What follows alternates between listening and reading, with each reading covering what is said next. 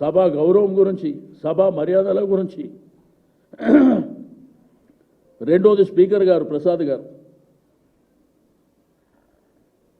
ఆయన మేము ఏ రోజు కూడా ఓ దళితుడు అనేటువంటి భావనలు కాదు, ఓ సీనియర్ నాయకుడు, ఒక మేధావి, ఉత్తమమైనటువంటి వ్యక్తిగా చూసినాం. మేము నిన్న ఇయ్యాల స్పీకర్ని ఎక్కడ మేము తూలనాడడం కానీ ఆటంకాలు కలిగించిన సంఘటన ఎక్కడ లేదు. కానీ ఒక సబ్జెక్టుని మీరు క్లియర్గా ఆ సబ్జెక్టు అధికారులు ఇచ్చినటువంటి వేరియస్ డిపార్ట్మెంట్లు ఇచ్చినటువంటి రిపోర్ట్ని మేము బయట పెడితే మీరు దాని మీద యాక్షన్ తీసుకునేది పోయి గతంలో ఇది జరిగింది అది జరిగింది, ఓకే నీ ఇష్టం. మళ్ళీ ఈరోజు కొత్తగా భూముల విషయంలో తీసుకొచ్చారు. ఒకటేమో సభా కమిటీ మీరు చెప్తే వేస్తా అని ముఖ్యమంత్రి గారు చెప్పారు, హౌస్ కమిటీ. మళ్ళా బట్టి విక్రమార్క గారు డిప్యూటీ సీఎం గారు, అదేవిధంగా శాసనసభ వ్యవహారాల మంత్రి గారు అసలు హౌస్ కమిటీకి శాంటిటీ లేదని ఆయన మాట్లాడుతూ, మరి ఏంది ముఖ్యమంత్రికి మంత్రులకు ఉన్నటువంటి ఆ డిఫరెన్స్ ఏంది? వాళ్ళేమో శాంటిటీ లేదంటుర్రు, మీరేమో హౌస్ కమిటీకి రెఫర్ చేయాలన్నా అని అడుగుతున్నారు.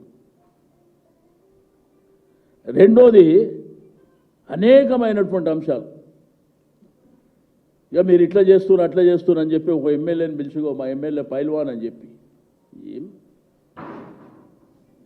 అంటే మనము శాసనసభల కుస్తీల పోటీలు ఏమైనా పెట్టినామా? రెజ్లింగ్ ఏమైనా అవుతుందా? ఈరోజు ప్రజాస్వామ్యం లోపల ప్రజలు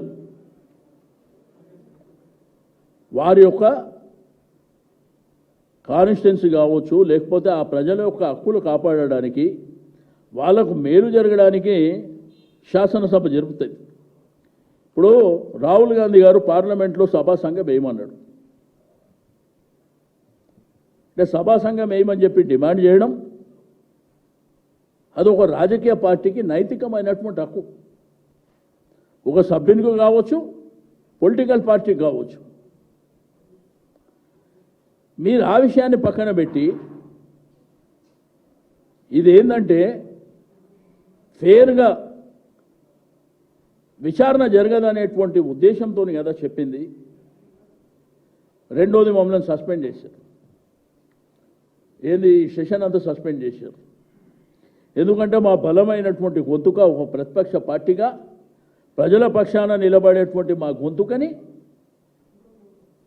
మీరు సస్పెండ్ చేసి హౌస్కు రాకుండా రేపు అప్రాపరేషన్ బిల్లు ఉంది, దాని మీద మేము బలంగా కడిగేస్తామని ఈ రాష్ట్రంలో మీరు మేనిఫెస్టో పెట్టి ఎన్నికల ముందు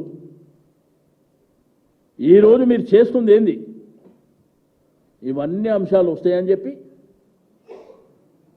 మీరు సభను తప్పుదారి పట్టించి మమ్మల్ని బయటికి పంపేటువంటి ప్రయత్నం మీరు చేశారు. ఓకే, ఇవాళ పంపిస్తుండవచ్చు, అల్టిమేట్గా మేము ప్రజలలోనే తెలుసుకుంటాం, మాకేం అభ్యంతరం లేదు. మేము కొట్లాడుతుంది ప్రజల కోసం, ప్రజాస్వామ్య ప్రక్రియ కోసం, మీరు ఎన్నికల ముందు ఇచ్చినటువంటి హామీల గురించి. కళ్యాణ లక్ష్మితో పాటు తులం బంగారం ఇస్తే ఆ బహుజన బిడ్డలు బాగుపడతారనే కదా మేము అడుగుతుంది. మీరు అంబేద్కర్ అభయాస్తం అని చెప్పి 12 లక్షల రూపాయలు ఇస్తే ఆ దళిత బిడ్డలు బాగుపడతారని కదా మేము అడుగుతుంది. 20,000 కోట్ల రూపాయల సంవత్సరానికి వెనుకబడిన తరగతులకు ఇస్తామంటే అది మీరు ఇస్తామని స్పష్టమైనటువంటి హామీ. బీసీ సప్లాన్ అన్నారు, మన గిరిజన సప్లాన్ అన్నారు, చేయమని కదా మేము చెప్తుంది. మీకు ఏది దొరకపోయేసరికి ఇవన్నీ తప్పులని దాచిపెట్టడానికి మీరు ఈ ప్రయత్నం చేశారు. ఈరోజు కూడా ఎంతమంది ఎమ్మెల్యేలతో మాట్లాడిపించారో మీరు చూశారు. అవసరం లేనిది, సందర్భం గాంధీ, ఎవరు అక్కడ ఏమి మాట్లాడనటువంటి అంశాలు ఈరోజు హరీష్ రావు గారికి మైకే ఇయ్యలే,